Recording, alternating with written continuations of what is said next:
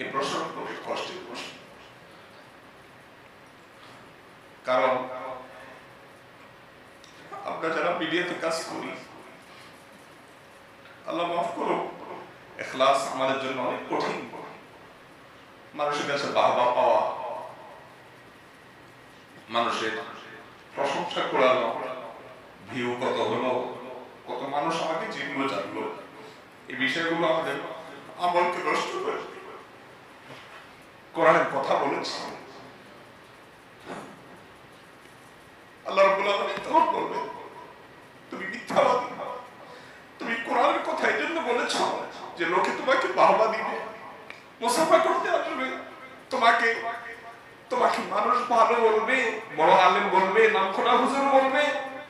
আলহামদুলিল্লাহ নাহমাদুহু ওয়া নাস্তাঈনুহু ওয়া নাস্তাগফিরুহু ওয়া নু'মিনু বিহি ওয়া নাতাওয়াক্কালু আলাইহি ওয়া নাউযু বিল্লাহি মিন শুরুরি আনফুসিনা ওয়া মিন সাইয়্যাতি আ'মালিনা।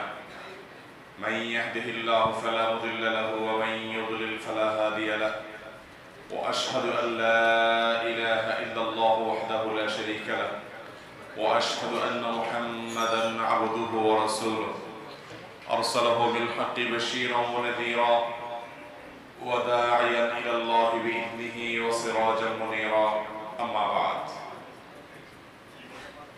فقد قال الله تبارك وتعالى في كلامه المجيد وفرقانه الحميد بعد أعوذ بالله من الشيطان الرجيم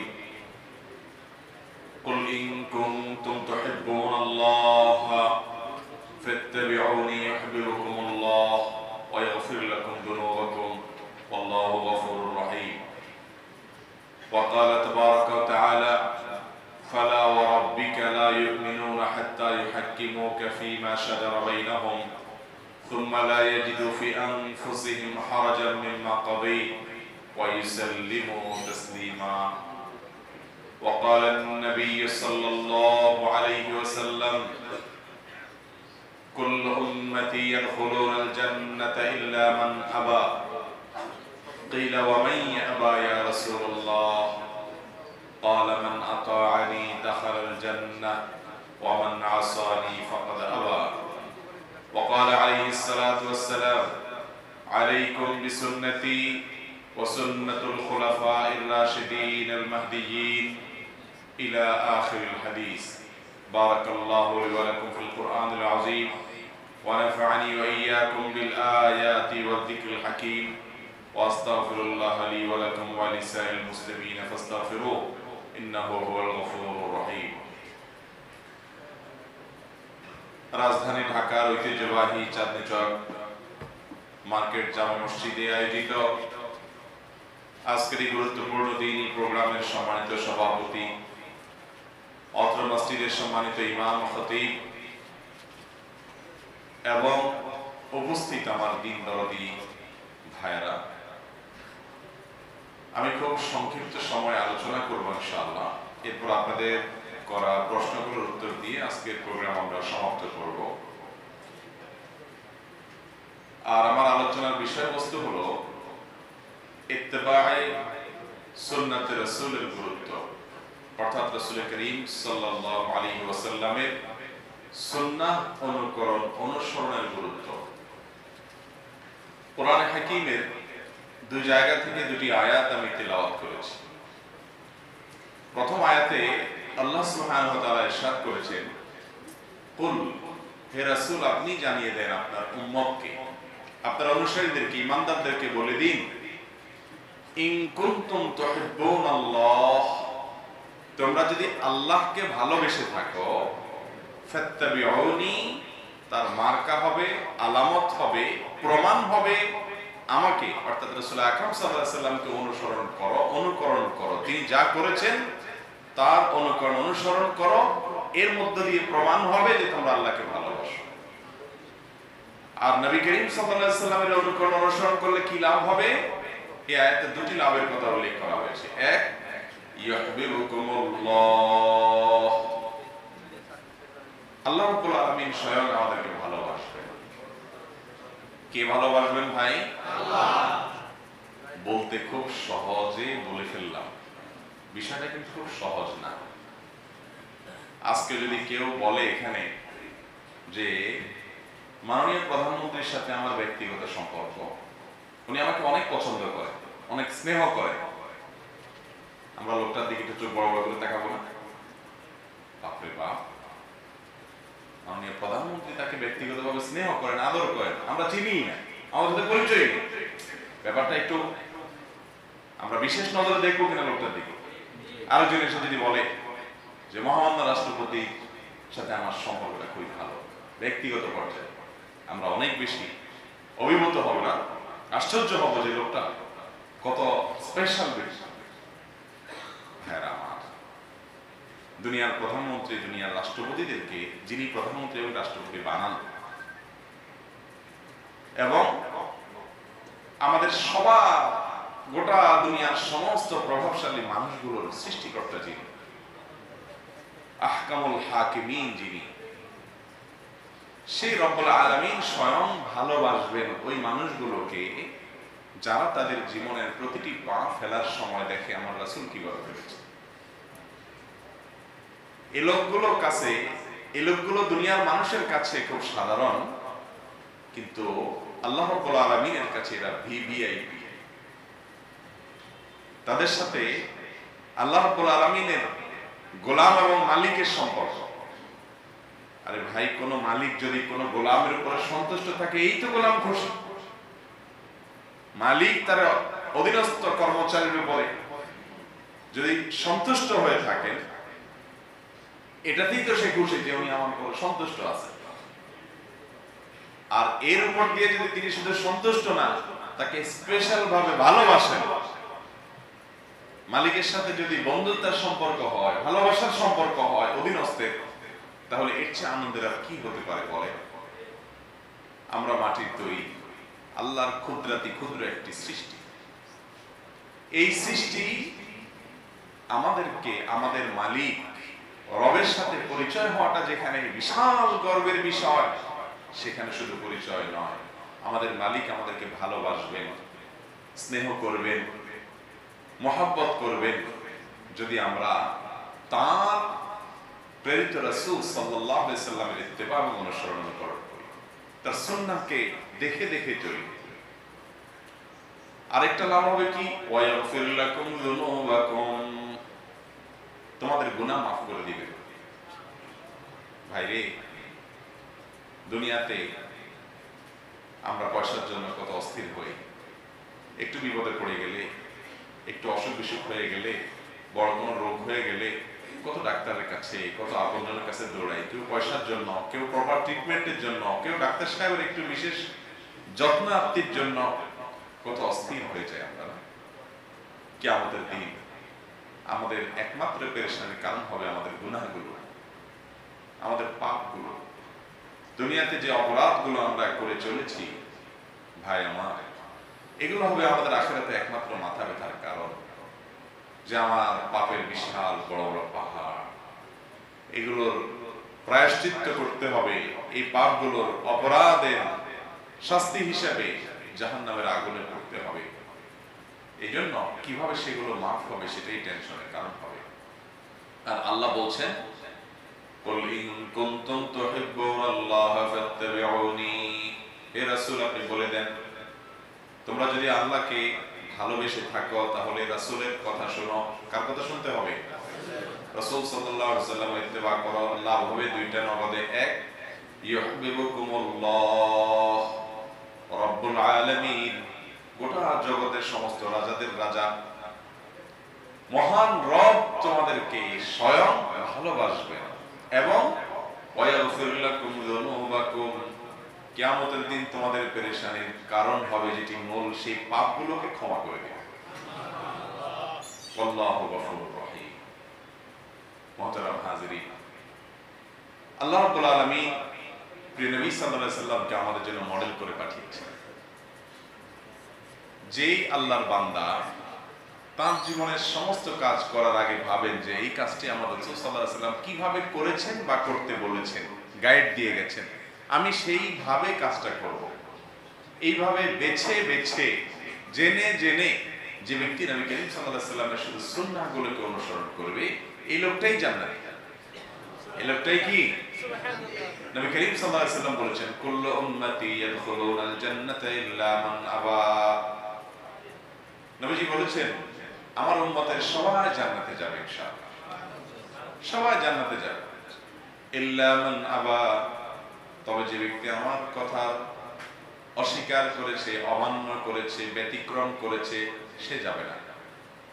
কিলা ওয়া ইয়া আবা ইয়া রাসূলুল্লাহ, প্রশ্ন করা হলো হে আল্লাহর রাসূল, আপনার উম্মত আবার আপনার কথা অস্বীকার কেমনে করে?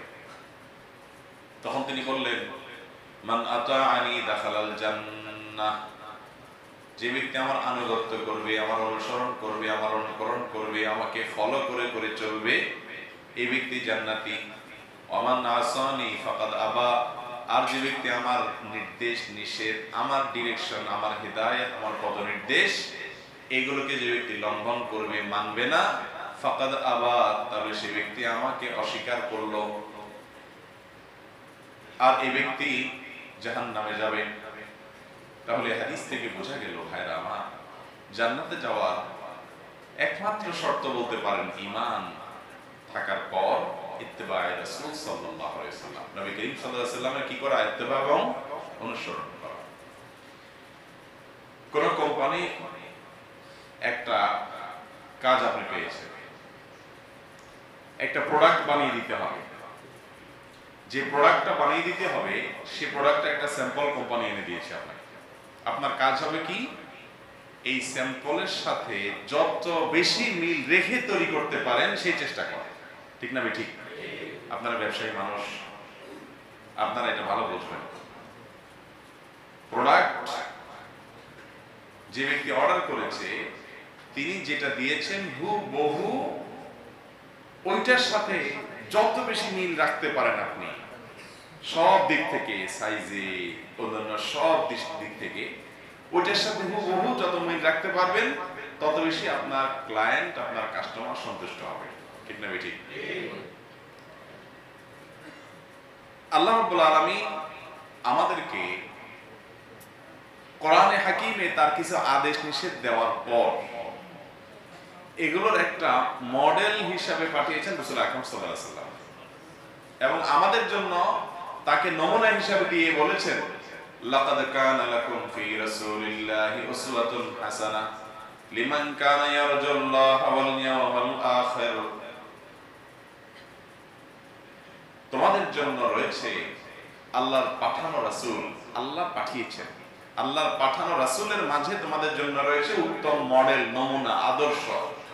তার মতো করে তোমরা যারা আল্লাহর সাথে সাক্ষাতের কথা বিশ্বাস করো, তোমাদের যাদের বিশ্বাস হয়েছে যে কিয়ামতের দিবসে তোমাদেরকে আল্লাহর সামনে দাঁড়াতে হবে, তোমাদের জন্য আল্লাহর পক্ষ থেকে পাঠানো স্যাম্পল হলেন, নমুনা হলেন, মডেল হলেন স্বয়ং রাসূল করিম সাল্লাল্লাহু আলাইহি ওয়াসাল্লাম। অতএব এই মডেলের সাথে আমার কতটা মিল আছে, আমার দাঁড়িটা আমার রাসূলের সাথে মিলে কিনা, আমার নামাজের ধীরস্থিরতা, নামাজের সৌন্দর্য রাসূল সাল্লাল্লাহু আলাইহি ওয়াসাল্লাম যেভাবে বলেছেন সেভাবে হয় কিনা, আমার ব্যবসা বাণিজ্য, আমার উপার্জন, আমার কামাই রোজগার রাসূল আকরাম সাল্লাল্লাহু আলাইহি ওয়াসাল্লাম যেই নির্দেশ নিষেধ দিয়ে গেছেন সেই গাইডলাইন অনুসরণ করা হয় কিনা, আমার জীবনের সমস্ত কাজগুলো নবী করিম সাল্লাল্লাহু আলাইহি ওয়াসাল্লামের সুন্নাহকে অনুসরণ করে করা হয় কিনা। যদি করতে পারি, যে যত বেশি মিল রেখে করতে পারবো সেই ব্যক্তি আল্লাহ রাব্বুল আলামিনের অর্ডারকে ওই যে স্যাম্পলের সাথে তত বেশি মিল রেখে করতে পেরেছে, এই জন্য আল্লাহ তার প্রতি তত বেশি সন্তুষ্ট হবেন ইনশাআল্লাহ। আর কেউ যদি বলে যে আরে বায়ার যে স্যাম্পল দিয়েছে, রাখো বায়ারের স্যাম্পল, কাস্টমারের স্যাম্পল দূরে থাক, এটা একটা জিনিস হলো, এর চেয়ে ভালো আমি বানাই দেবো, সে তার চেয়ে একটা ভালো বানাই দিল মনে করে, আদতে হয়তো তার চেয়ে ভালো, সাইজটা সবকিছু তার চেয়ে একটু বড় বা ছোট, একটু বেশম করে করে দিল, তো যে অর্ডার দিয়েছে সে খুব খুশি হবে? দুনিয়াতে খুশি হতে পারে, সে যা চাইছে সেটা যদি পারপাসটা সার্ভ হয় হতেও পারে, কিন্তু আল্লাহ রাব্বুল আলামিনের এখানে এই সিস্টেম নাই। আল্লাহর এখানে সিস্টেম হলো আমার রাসূল সাল্লাল্লাহু আলাইহি সাল্লামকে পাঠিয়েছি তোমাদের কাছে মডেল করে, আমি হুবহু তার মতো চাই, তার চেয়ে কমও নয় বেশিও নয়। আপনারা যারা মক্কায় গেছেন, হজ করেছেন, আল্লাহ তৌফিক দিয়েছেন, আপনারা জানেন যে আইয়ামে তাশরিকের যে দিনগুলো, ঈদের দিন আপনারা জামরাতে পাথর মেরে তাওয়াফ করে কোথায় চলে যেতে হয়? মিনায় চলে যেতে হয়। মিনায় গিয়ে রাত্রে থাকা লাগে। কয় রাত থাকা লাগে? 3 রাত। মিনায় গিয়ে রাত্রি যাপন করতে হয়। 8 তারিখে সকালে ইহরাম পরে আপনারা চলে যান মক্কা থেকে কোথায়? মিনা। যায় মিনায় 8 তারিখে থাকে। তারপরে 8 তারিখে সারাদিন থেকে 9 তারিখে সকালে যান কোথায়? আরাফাতে। আরাফাতে সারাদিন থেকে রাতে মুজদালিফায় ব্যাক করে, রাতে আবার মুজদালিফায় থেকে সকালে মিনায় এসে পাথর মারেন, তাই না? এই যে দিনগুলো, এই দিনগুলোতে মিনাতে, মুজদালিফাতে, আরাফাতে যদি কেউ 1 রাকাত নামাজ পড়ে, কয় রাকাত নামাজের সওয়াব হবে? কনফিউশনে পড়ে গেছেন আপনারা। হ্যাঁ, 1 রাকাত। এই কয়দিনে যত নামাজ পড়বো আমরা মিনাতে, মুজদালিফাতে, আরাফাতে, যত নামাজ পড়বো ফরজ হোক সুন্নত হোক, প্রতি রাকাতে কত রাকাতের সওয়াব হবে? হ্যাঁ, 1 লক্ষ। আন্দাজে ঢেল মারার ওস্তাদ আমরা। আরে ভাই, 1 লক্ষ সওয়াব হবে তো মসজিদে হারামে পড়লে না? এটা কি মসজিদে হারাম নাকি? তাইলে মক্কার মসজিদে হারাম শরীফের মসজিদে নামাজ পড়লে 1 লাখ, আপনি পড়ছেন আরাফাতে। হ্যাঁ, এখানে 1 রাকাত করলে কয় রাকাতের সওয়াব হবে? 1 রাকাতেরই সওয়াব। কিন্তু মিনা থেকে এই কত 10 কিলোমিটার হবে হয়তো, কম বেশ এই দূরত্বে হারাম শরীফ আছে। সেখানে গিয়ে পড়লে 1 রাকাতে কয় রাকাতের সওয়াব হবে? 1 লক্ষ। হিসাবটা বুঝেন।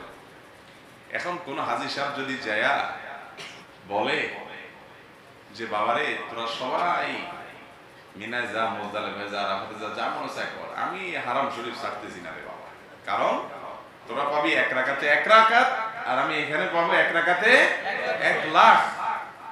ব্যবসায়ী মানুষ, 1 লাখ গুণ বেশ কম হলে এই ব্যবসা কেউ ছাড়ে? এখন এটা যদি কোনো আল্লাহর বান্দা সিদ্ধান্ত নেয় আর সে বলে মিনা, মুজদালিফা, আরাফা কোথাও যাবো না, আমি এখানে থাকলাম, কারণ আমার 1 লাখ দরকার, তোমরা তো 1 পাইবা, এই লোকের হজ হবে? সওয়াবের গাঁটটি বোঝাই করে ফেলা, এটার নাম ইসলাম না। ইসলাম একমাত্র নাম হলো মুহাম্মদুর রাসূলুল্লাহ সাল্লাল্লাহু আলাইহি সাল্লামকে অনুসরণ করার নাম।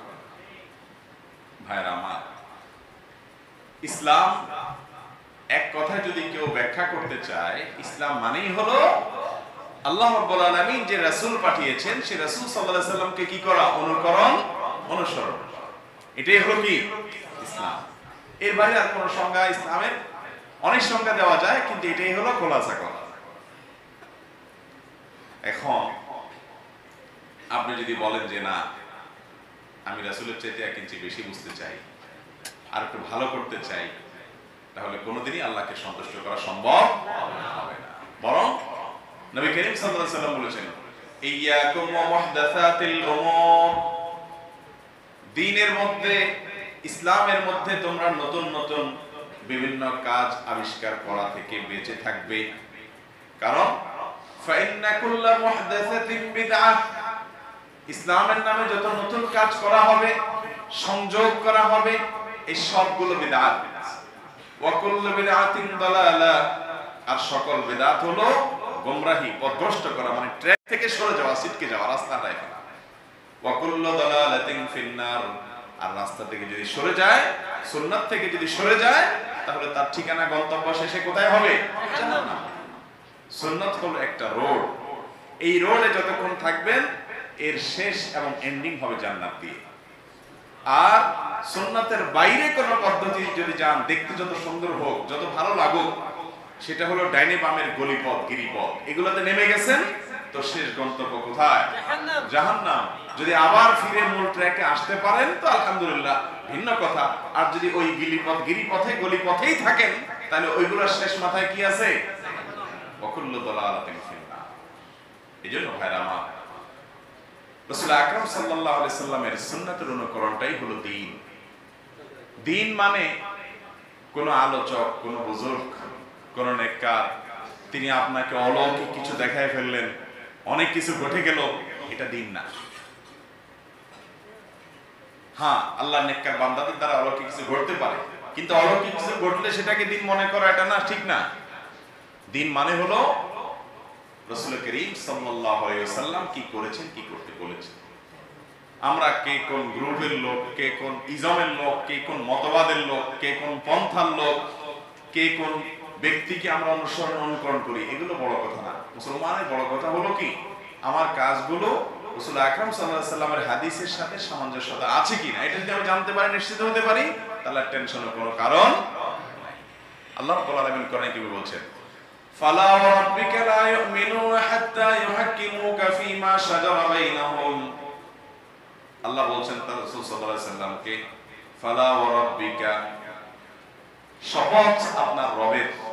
আল্লাহ নিজের নামে নিজে শপথ করে বলছেন, আপনার রবের শপথ, লা ইউমিনুন, মুসলমান যারা দাবি করবে, মানুষেরা, আপনার উম্মতেরা, কেউই ততক্ষণ পর্যন্ত ইমানদার হিসাবে আল্লাহর কাছে গণ্য হবে না, ইমানদার হতে পারবে না, হাত্তা ইউহাক্কিমুকা ফীমা শাজারা বাইনাহুম, যতক্ষণ পর্যন্ত তাদের মধ্যকার বিভিন্ন বিষয় নিয়ে বিবাদ, গন্ডগোল, বিতর্ক, ভিন্নমত তৈরি হলে তারা আপনাকে, অর্থাৎ রাসূল আকরাম সাল্লাল্লাহু আলাইহি সাল্লামকে সালেস না মানে, সালেস মানে তাকে একমাত্র বিচারক, তাকেই একমাত্র জাজমেন্টাল জায়গায় যদি না রাখে, তিনি যা বলেন সেটাই সিদ্ধান্ত হিসাবে যদি না মানে, তাহলে কখনো মানুষ ইমানদার হতে পারবে না। আমাদের মধ্যে অনেক বিষয় বিতর্ক হয়, বচসা হয়, তর্ক হয়। আপনি যেই মতেই থাকেন না কেন, আপনি যদি জানেন যে আপনার মতের সপক্ষে রাসূল আকরাম সাল্লাল্লাহু আলাইহি সাল্লামের কোন একটা নির্দেশ আছে, প্রমাণ হয়েছে, আলহামদুলিল্লাহ, আপনি টেনশন মুক্ত হয়ে যান। আর যদি দেখেন তর্ক করেছেন, বিতর্ক করেছেন, কিন্তু আপনার বিপরীতে যিনি, বিপক্ষে যিনি, ওনার সপক্ষে একটা হাদিস পাওয়া গেল, রাসূল সাল্লাল্লাহু আলাইহি ওয়াসাল্লামের নির্দেশ পাওয়া গেল, তাহলে আপনি ওইটাকে সাথে সাথে মেনে নিতে হবে। আল্লাহ তাআলা এই আয়াতের একটা পর্যায়ে বলছেন যে সুম্মা লা ইয়াজিদু ফি আনফুসিহিম হারাজাম মিম্মা কাদাইত। আমাদের মধ্যে যখন বিভিন্ন বিষয় নিয়ে তর্ক গন্ডগোল লাগে, তখন আমরা যখন হাদিস কোরআন খুঁজতে থাকি যে কি আছে না আছে, দেখি কার পক্ষে কি আছে কি না আছে, তখন হাদিস কোরআন যদি আমার মতের বিপক্ষে পাওয়া যায়, তখন আমরা কি করি? সাধারণত বেশিরভাগ মানুষ আমতা আমতা করি। তখন আচ্ছা দেখি তাহলে কি হয়েছে, আচ্ছা আরো দেখতে হবে, এরপরে কি বলে, আরো দেখতে হবে। হাদিস পাইছি, রাসূল আকরাম সাল্লাল্লাহু আলাইহি ওয়াসাল্লাম বলেছেন, তারপরও মানতে পারে না, মন মেনে নেয় না। এই জন্য আল্লাহ বলছেন সুম্মা লা ইয়াজিদু ফি আনফুসিহিম হারাজাম মিম্মা কাদাইত। রাসূল সাল্লাল্লাহু আলাইহি ওয়াসাল্লামের ফয়সালা এবং সিদ্ধান্ত জানার পর মনের ভিতরে কোনো রকম কাচুমুচু থাকতে পারবে না, সাথে সাথে হবে আমান্না সাল্লামনা, আমি ঈমান এনেছি এবং সাথে সাথে আমি সারেন্ডার করেছি রাসূলের কথার কাছে, এর নাম মুসলমান। ওয়া ইউসাল্লিমু তাসলিমা, এবং পরিপূর্ণভাবে মেনে নিতে হবে। ভাইরা আমার, সাহাবায়ে কেরাম রাদিয়াল্লাহু তাআলা আজমাইন, তারা রাসূল আকরাম সাল্লাল্লাহু আলাইহি ওয়াসাল্লামের নির্দেশগুলো মানার ব্যাপারে এতটা সিরিয়াস ছিলেন যে একবার আব্দুল্লাহ ইবনে মাসউদ রাদিয়াল্লাহু তাআলা আনহু মসজিদে আসছেন বাহির থেকে। মসজিদে মুসলমানরা যেরকম ছিল, মুসলমান নামধারী মুনাফিকরাও ছিল। অনেকে মসজিদে এলোমেলোভাবে দাঁড়িয়ে ছিল। অনেক সময় অনেক বেদুইন মানুষও বুঝে না কালচার, এলোমেলোভাবে দাঁড়ানো কিছু মানুষ ছিল। নবী করিম সাল্লাল্লাহু আলাইহি সাল্লাম খুতবা দিচ্ছিলেন, এর মধ্যে এরকম এলোমেলো কিছু লোক দাঁড়ানো। তিনি বলেছেন, বসে পড়ো তোমরা। এই যে বসে পড়ো বলেছেন, এই কথাটা আব্দুল্লাহ ইবনে মাসউদ রাদিয়াল্লাহু তাআলা মসজিদে প্রবেশ করছেন, মসজিদের হয়তো সামনের দিক দিয়ে ওঠা সিঁড়ি বা এরকম কিছু ছিল, এরকম কোন একটা পজিশনে তিনি ছিলেন, ঢুকতেছেন। নবী সাল্লাল্লাহু আলাইহি সাল্লামের নির্দেশ বসে পড়ো, এটা শোনার সঙ্গে সঙ্গে ওই জায়গাটা বসার মতো না, কিন্তু তিনি বসে পড়ছেন। ধরেন আমাদের দেশে মসজিদের সামনে রাস্তায় বন্যা বা বর্ষায় পানি থাকে অনেক সময়, তাই না, কাদা থাকে। এখন আপনি শুনলেন যে ইমাম সাহেব বলছে বসে পড়েন, আপনি ওই অবস্থায় কাদার মধ্যে ধপ করে বসে গেছেন। এই বসে যাওয়াটা সাধারণভাবে মনে হয় যে উনি বুঝেন রাসূলের কথা। আসলে আব্দুল্লাহ ইবনে মাসউদ রাদিয়াল্লাহু তাআলা আনহু সাহাবীদের ভিতরে সবচেয়ে বিজ্ঞ আলেমদের মধ্যে একজন ছিলেন। সাধারণ কোন সাহাবী ছিলেন না, কিন্তু বসে পড়েছেন সাথে সাথে। কারণ কি ভাই? কারণ তিনি আয়াত জানেন, রাসূল সাল্লাল্লাহু আলাইহি সাল্লামের নির্দেশ শোনার সঙ্গে সঙ্গে বিনা বাক্যে, বিনা চৌচেরায়, বিনা যুক্তি বিশ্লেষণে, বিনা দ্বিধায় সাথে সাথে অনুসরণ অনুকরণ করতে হবে, এবং এটাতেই মুক্তি, অন্যথায় মুক্তি নাই। এই জন্য এটা বিবেচনা করার সময় নাই যে কোথায় কি আছে না আছে। রাসূল সাল্লাল্লাহু আলাইহি ওয়াসাল্লাম নির্দেশ আসছে, সাথে সাথে বসে গেছি। একে বলে রাসূল সাল্লাল্লাহু আলাইহি ওয়াসাল্লামের অনুকরণে অন্ধ হয়ে যাওয়া। এটা ছিলেন তিনি। তখন নবী করিম সাল্লাল্লাহু আলাইহি ওয়াসাল্লাম দেখছেন আরে উনি কোথায় বসে পড়ছেন। তখন তিনি তাকে বললেন যে আরে আপনাকে বলি নাই তো, আপনি তো আসতেছেন পথে অন দা ওয়ে, যারা এলো বলে দাঁড়িয়েছে তাদেরকে বলছে আপনি উঠেন। নবী সাল্লাল্লাহু আলাইহি ওয়াসাল্লাম তাকে উঠে নিয়ে আসলেন। এই ছিল সাহাবায়ে কেরামের অনুকরণের দৃষ্টান্ত এবং নমুনা। আজ আমাদের থেকে সুন্নাত হারিয়ে যাচ্ছে। ভাইরা আমার, সুন্নাত নাই বললেই চলে। আমরা এখন সুন্নাত এর সংজ্ঞা কি জানি? যা না করলেও চলে। সুন্নাত মানে কি? যেটা না করলেও চলে। আর সাহাবীদের কাছে সুন্নাতের সংজ্ঞা ছিল সুন্নাহ মানে হলো যেটা করতে হয়। আমাদের কাছে সুন্নাহর সংজ্ঞা হলো যেটা না করলেও চলে। ফরজ ওয়াজিব করা লাগে, কিন্তু সুন্নাতটা কি লাগে না? জরুরি ভিত্তিতে করা লাগে না। এই জন্য আজ সুন্নাত হারিয়ে গেছে ভাইরা। কোন কিছুতে আপনি সুন্নাত খুঁজে পাবেন না। কয়েকটা সুন্নাত আছে যে সুন্নাত নিয়ে আমরা গন্ডগোল করি, কামড়াকামড়ি করি, মারামারি করি, টানাটানি করি। হাতে গোনা কয়েকটা সুন্নাত আছে।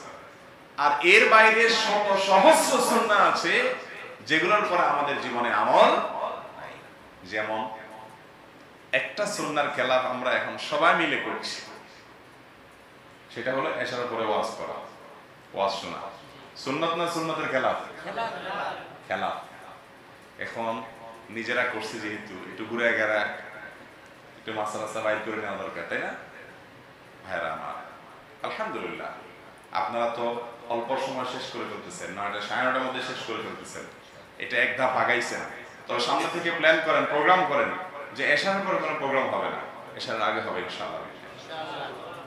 মাহফিল তো বাংলাদেশে রাত 10টা 11টা 12টার আগে জমেই না, অথচ এটা নবী করিম সাল্লাল্লাহু আলাইহি ওয়াসাল্লাম সুন্নাত না সুন্নাতের খেলাফ? রাতে তাড়াতাড়ি শুয়ে যেতে হয়। নবী সাল্লাল্লাহু আলাইহি ওয়াসাল্লামের সুন্নাত মেনে চলবেন, দুনিয়া আখিরাতের সব কল্যাণ একসাথে পেয়ে যাবেন।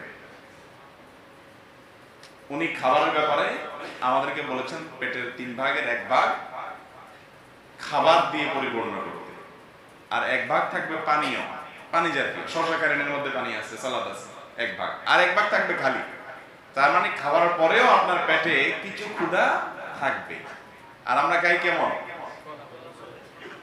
গলা পর্যন্ত। এরপরে যদি জায়গা থাকে তোমরা আরেকটু লোড করি, এমন একটা অবস্থা হয়, তাই না? এখন ডাক্তাররা যখন বলা শুরু করছে, ওই যে জাহাঙ্গীর কবির সাহেব যখন ফজিলত বলা শুরু করছে যে কিটো করতে হবে, খাওয়া যাবে না, তাহলে শুকায় যাবেন, স্লিম হয়ে যাবেন, আবার জোয়ান হয়ে যাবেন, এখন সবাই ঘরে ঘরে আবার কিটো শুরু করছে। আরে ভাই, রাসূল আকরাম সাল্লাল্লাহু আলাইহি ওয়াসাল্লাম যেভাবে খেতে বলেছেন অল্প করে, পেট পূরণ করে না খেতে বলেছেন, এইভাবে খেলে আর কিটো ফিটোর দরকার হয় কোনো? সুন্নাতেই সমাধান।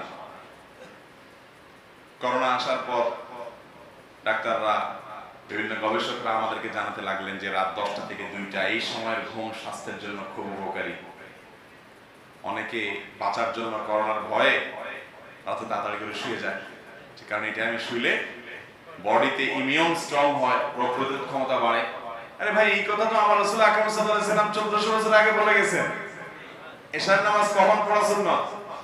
একটু দেরি করে, রাতের 1/3 পর্যন্ত, সেটা 9টা 9:30 বাজে প্রায়।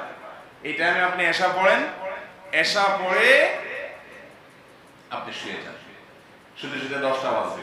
তাহলে বিজ্ঞানীরা 10টা থেকে 2টা যে বলে, ওই যে আমার রাসূল সাল্লাল্লাহু আলাইহি ওয়াসাল্লাম রাতে তাহাজ্জুদের আমল রাখছেন, ভোর রাতে উঠে যেতে হবে, তাহলে রাসূল আকরাম সাল্লাল্লাহু আলাইহি ওয়াসাল্লাম সুন্নাতের সাথে মিলে কি মিলে না? দুই চারটা বিজ্ঞানীরা আবিষ্কার করতে পারছে, বাকিগুলো তো এখনো পারে নাই, কিয়ামতের আগে পারবে, আর না পারলেও রাসূল আকরাম সাল্লাল্লাহু আলাইহি ওয়াসাল্লামের সুন্নতেই দুনিয়া আখিরাতের মুক্তির বাইরে আর কোথাও মুক্তি নাই। প্রতিটা কাজে আমাদের প্রিয় নবী সাল্লাল্লাহু আলাইহি ওয়াসাল্লামের সুন্নতকে অনুসরণ করার তৌফিক দান করুন। আমিন।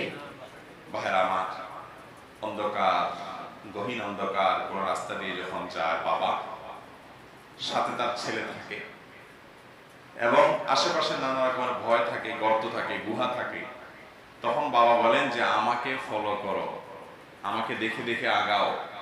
তখন বাবাকে দেখে দেখে তার পা দেখে দেখে ফেলতে হয়, তাই না?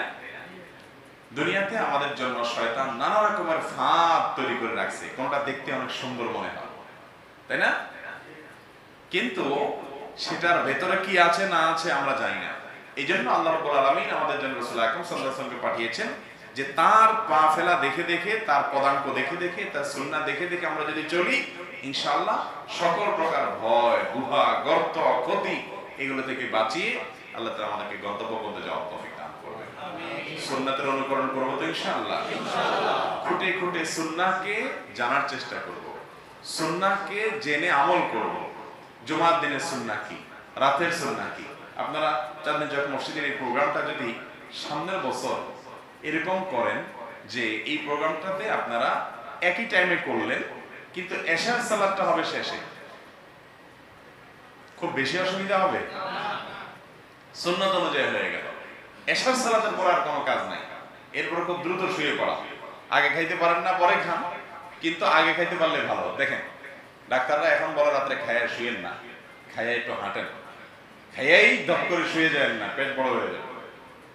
আমরা এখন খাইয়া দৌড় দেওয়া শুরু করি, হাঁটা শুরু করি। আর আমার রাসূল সাল্লাল্লাহু আলাইহি ওয়াসাল্লাম সুন্নাত হলো এশার আগে খাইতেন তিনি। এশার আগে যদি আপনি খান, তাহলে এশার নামাজের 4 রাকাত ফরজ, 2 রাকাত সুন্নাত, এরপরে 3 রাকাত বিতির। আর যদি নফল 2 রাকাত পড়েন, আর মসজিদে আসলেন, সিঁড়ি দিয়ে উঠলেন, আবার বাসায় গেলেন, সিঁড়ি ভাঙলেন, তাহলে হাঁটার বাপ দাদা হয়ে যায় কি যায় না বলে? পেট বড় হওয়ার কোনো সুযোগ আছে? নাই। কিন্তু আমরা সুন্নাত মানি না, আমারও পেট বড় হয়ে গেছে। আল্লাহ তাআলা আমাদেরকে সুন্নাত মানার তৌফিক দান করুন। আমিন। সেদিন কে যেন ফেসবুকে আমার পেটের সাইজ ফেসবুকে কোথায় দেখছে, দেখে লিখছে, কয় শুনছি যে যাদের তাকওয়া কম তাদের পেট বড়। আমার বলছে আপনার পেট দেখে মনে হয়েছে। যদি এত সহজ হিসাব করার সুযোগ নেই, অনেকে সবকিছু চেষ্টা করার পরে ফ্যাটি হয়, শরীরটা ফুলে বড় হয়, বা রোগ বালাই থাকে, ভিন্ন কথা। তো সহজ সমাকলন করার সুযোগ নাই। কিন্তু নবী করিম সাল্লাল্লাহু আলাইহি ওয়াসাল্লামের সুন্নাত মানলে রোগ বালাই থেকে হেফাজতে থাকবেন, সুস্থ থাকবেন, লাভবান হবেন দুনিয়া এবং আখিরাতে। শয়তান সেটা বুঝতে দেয় না। শয়তান সবকিছুকে চাকচিক্যপূর্ণ করে ধরায় আমাদের সামনে, আমরা সেগুলোকে দেখে হুমড়ি খেয়ে পড়ি। আল্লাহ রাব্বুল আলামিন আমাদেরকে সুন্নাতে রাসূল সাল্লাল্লাহু আলাইহি ওয়াসাল্লামকে অনুসরণ করার তৌফিক দান করুন। আমিন। ফজরের পরে শোয়া কি সুন্নাত না শোয়া সুন্নাত? এই সুন্নাত তারপর আমল করেন কয়জনে হাত তোলেন? মাঝে মাঝে আর হাত তোলেন না। বেশিরভাগ সময় ফজরের পরে শোন না, সকালে শোয়ার কোনো অভ্যাসই নেই, এরকম মানুষ থাকলে হাত তোলেন। এক পিচ্ছি তুলছে, কারণ মাদ্রাসায় পড়ে বেচারা মনে হয়, শোয়ার সুযোগই নেই। আরেক ভাই তুলছে। আপনি একটু চিন্তা করে দেখেন তো, এই সুন্নাতটার উপর আমাদের আমল নাই। দুপুরে শোয়া সুন্নাত, দুপুরে শোয়া কি সুন্নাত, কাইলুলা যেটাকে বলে। নবী করিম সাল্লাল্লাহু আলাইহি ওয়াসাল্লাম বলেছেন, কিলু, তোমরা কাইলুলা করো, ফাইন্না শাইতান লা ইয়াকিল, কারণ শয়তান কাইলুলা করে না, দুপুরে শোয় না। এখন আমাদের পৃথিবীর সিস্টেমটা এরকম হয়েছে যে দেখেন, শয়তান এমন একটা সিস্টেম তৈরি করছে, এই সিস্টেমে আর যাই হোক রাসূলের সাথে মিল হবে না, সুন্নতের সাথে মিল হবে না, মিল হবে। আপনি দেখেন সন্ধ্যার পরে দিন শুরু হয়, সন্ধ্যার পরে দিন শুরু হয়, মানে আড্ডা শুরু হয়, জমতে জমতে 12টা 11টা 12টা 1টা বাজে, এরপরে খেয়ে দেয় শুতে শুতে 1টা 1:30 2টা বেজে। দেখেন সুন্নতের ধারে কাছেও নেই। এরপরে ফজরের নামাজ যদি পড়ে মুসলমান হয়ে থাকে, তো ডুমায় ডুমায় চোখ হাতড়াতে কোন রকম আয়সা পড়ে চলে যায়। নামাজের পরে আবার মোবাইলও কয়েকটা দেখে না, কারণ চোখের ঘুমের ভাব চলে যাবে, যাই আবার দফাস করে শুয়ে পড়ে। এক শোয়ায় 8টা 9টা 10টা যার যত সুযোগ আছে পড়ে। ওই যে সকালের যে আমলটা, যে সময়টাতে নবী করিম সাল্লাল্লাহু আলাইহি ওয়াসাল্লাম জিকির আজকার করতেন, আমল করতেন, কাজ করতেন, সেই সময়টাতে শয়তান শোয়া রাখে। আর যখন শুনতে বলতেন তখন শয়তান কাজ করায়। আবার দুপুরে শোয়া সুন্নাত। দুপুরে শোয়ার কথা চিন্তা করা যায় এখন? অফিস আদালত সবচেয়ে জমজমাট থাকে কখন? দুপুরবেলা, দোকান পাট সবকিছুতে। তাহলে সুন্নাত যাতে না পালন করতে পারি আমরা, শয়তান সেরকম সেটআপ আমাদের জন্য কি করছে? তৈরি করে দিয়েছে। কাজের ফাঁকে ফাঁকে দুপুর বেলায় 5 মিনিটের জন্য একটা জিমায় নেন, সুন্নাত আদায় হয়ে যাবে ইনশাআল্লাহ। সুন্নাত মানে এই না যে আপনি 2 ঘন্টা ঘুমাইতে হবে। দোকানে আছেন তো একটু হেলান দিয়া খাওয়া দাওয়া করছেন, 5টা মিনিট একটু রেস্ট করে সুন্নাত আদায় হয়ে গেল। 5 মিনিটের ভিতরে যে এনার্জি তৈরি হবে, আরো ভালো করে ডিউটি করতে পারবেন ইনশাআল্লাহ। ভাইরা আমার, একটা একটা করে সুন্নাতের কথা বলতে গেলে হাজার সুন্নাতের কথা বলা যাবে, যে সুন্নাতগুলোর মধ্যে আমাদের দুনিয়া আখিরাতের কল্যাণ আছে। এখন যথার্থতা প্রমাণ করেছে বিজ্ঞানীরা, গবেষকরা, কিন্তু মুসলমান সেগুলোকে আগে থেকে আমল করে। অতএব আমাদের ইবাদত বন্দেগী, আমাদের ব্যক্তিগত কায় কারবার, আমাদের লেনদেন, আমাদের মুআমালাত মুআশারাত, আমাদের পরিবারের সাথে আচার আচরণ, আমাদের কাস্টমারের সাথে আচার আচরণ, আমাদের ব্যবহার, আমাদের সব কিছুতে আমরা দেখব নবী করিম সাল্লাল্লাহু আলাইহি ওয়াসাল্লাম কি করেছেন, কি করতে বলেছেন। ঠিক আছে তো ইনশাআল্লাহ? এর মাঝে আমাদের জন্য কল্যাণ আছে এবং সুন্নাত জানার জন্য চেষ্টা থাকতে হবে। কোন আলেম কি বলেছেন, কোন হুজুর কি বলেছেন, কে কোন আমল করেছেন, কে কোন আমল করতে বলেছেন, এটা না। আমার রাসূল আকরাম সাল্লাল্লাহু আলাইহি ওয়াসাল্লাম কি আমল বাতলেছেন সেটা। এর মধ্যে ইনশাআল্লাহ আমাদের নাজাত এবং মুক্তি নিহিত আছে। আল্লাহ তাআলা আমাদের সকলকে রাসূল করিম সাল্লাল্লাহু আলাইহি ওয়াসাল্লামের ইত্তিবা এবং অনুসরণ করার তৌফিক দান করুন। তার সুন্নাত সম্পর্কে তিনি বলেছেন, আলাইকুম বিসুন্নতি, তোমরা আমার সুন্নাতকে আঁকড়ে ধরবে, আমার সুন্নাতকে আঁকড়ে ধরবে। বাবা যেরকম সন্তানকে আদর করে বলে, বাবা এই পথে অনেক রিস্ক আছে, অনেক গর্ত আছে, আমাকে দেখে দেখে চলো। নবীজি সাল্লাল্লাহু আলাইহি ওয়াসাল্লাম সেরকম আদর করে আমাদেরকে বলেছেন, আলাইকুম বিসুন্নতি, তোমরা আমাকে, আমার সুন্নাহকে দেখে দেখে চলবে। নবী সাল্লাল্লাহু আলাইহি ওয়াসাল্লামের সুন্নাহকে যারা দেখে দেখে চলবে, অনুসরণ করবে, কিয়ামতের ময়দানে আল্লাহ রাব্বুল আলামিন তাদেরকে হাউজে কাউসারের পানি পান করাবেন, যে হাউজে কাউসারের পানি পান করার পর আর কখনো তার মধ্যে তৃষ্ণা আসবে না। আর যারা নবী সাল্লাল্লাহু আলাইহি ওয়াসাল্লামের সুন্নাতকে বিকৃত করে ফেলেছে, পরিবর্তন করে ফেলেছে, নিজের মন মতো ওই যে নমুনা বা স্যাম্পলকে পরিবর্তন করে ফেলেছে, ভালো করতে গেছে বেশি আরো, তাদের সম্পর্কে হাদিসে আসছে যে হাউজে কাউসারের পানি পান করতে আসলে বলা হবে, সুহতান সুহতান লিমান গায়্যারা বাদি, আমার পরে যারা পরিবর্তন করেছো দূরে সরে যাও। অতএব আমি অন্ধ আমার রাসূল সাল্লাল্লাহু আলাইহি ওয়াসাল্লামের অনুকরণ। ঠিক আছে না ইনশাআল্লাহ? ইনশাআল্লাহ। এখন রাসূল সাল্লাল্লাহু আলাইহি ওয়াসাল্লামের মহব্বতের দাবিদার যারা, তারা বেশিরভাগ ক্ষেত্রে মহব্বতের কথা প্রকাশ করে ঘটা করে, আনুষ্ঠানিকতা করে, র্যালি বের করে, আশিকে রাসূল প্রমাণ করে। বাংলাদেশে অনেক আশিক রাসূল সম্মেলন হয় না? আশিক রাসূল সম্মেলনে যাইয়া দেখবেন অনেক পাগলা, লম্বা চুল, সাদা লুঙ্গি বা অনেক কিছু দেখবেন, মাগার তার ব্যক্তিগত জীবনে নবী করিম সাল্লাল্লাহু আলাইহি ওয়াসাল্লামের সুন্নাহর অনুসরণ অনুকরণ দেখবেন, এরা নাকি আশিক রাসূল।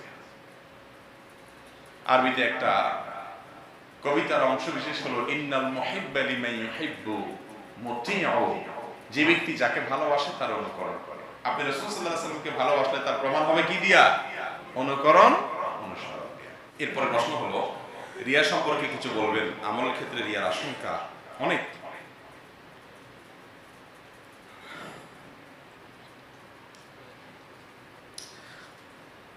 এই প্রশ্ন খুব কষ্টের প্রশ্ন, কারণ আমরা যারা মিডিয়াতে কাজ করি, আল্লাহ মাফ করুন, ইখলাস আমাদের জন্য অনেক কঠিন। মানুষের কাছে বাহবা পাওয়া, মানুষের প্রশংসা করানো, ভিউ কত হলো, কত মানুষ আমাকে চিনলো জানলো, এই বিষয়গুলো আমাদের আমলকে নষ্ট করে। আপনারা দোয়া করবেন আমরা যারা মিডিয়াতে কাজ করি, আলেমরা যারা দাওয়াতের কাজ করে, আল্লাহ যেন আমাদেরকে ইখলাস দান করে, আমিন। আমরা যেন শুধুমাত্র আল্লাহর সন্তুষ্টির জন্য কাজ করতে পারি।